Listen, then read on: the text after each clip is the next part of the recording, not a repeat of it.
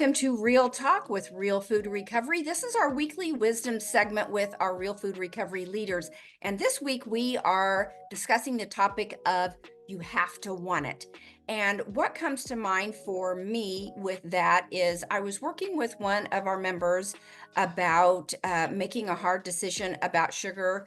They were talking about different things that they could do to maybe bridge their way to it and do this and do that. And we were spending a whole lot of time and energy on how can we actually get around not getting off sugar and still be off sugar.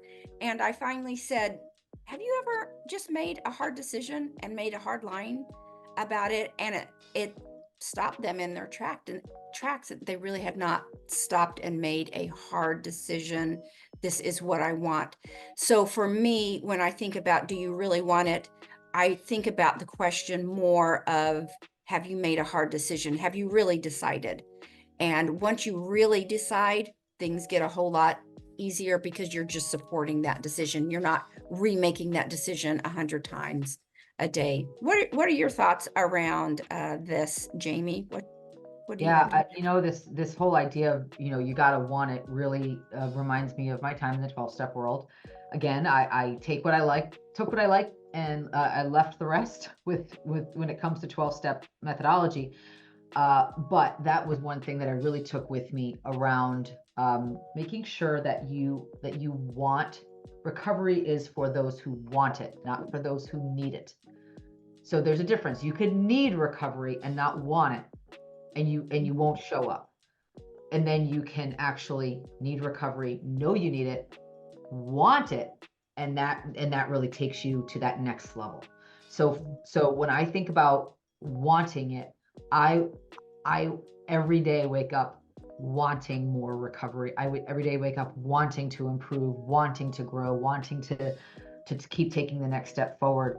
And when I don't, I had a period of time recently where I didn't, right? Where I was off of my game, so to speak, and I was in an extended period of time for a few weeks where I was using the food again. And I realized, okay, I am out of alignment with my values. I'm incongruent right now, and I can feel that dissonance. I can feel that disconnection because I knew I wanted it, but I wasn't acting on it. And that was really, really scary for me because it felt so disorienting and it felt so disingenuous. So if you know you need it, but you're not at the place of wanting it, then there's some questions to ask yourself. There's some heart work to do. There's some decisions that need to be made to get you closer to wanting it so that you can wake up every day wanting to take those steps forward. Heather, what are your thoughts here? Oh, I love this topic. I heard this yesterday just on Chef AJ with the Sugar Summit, and I have to agree because the heart is the seed of motivation.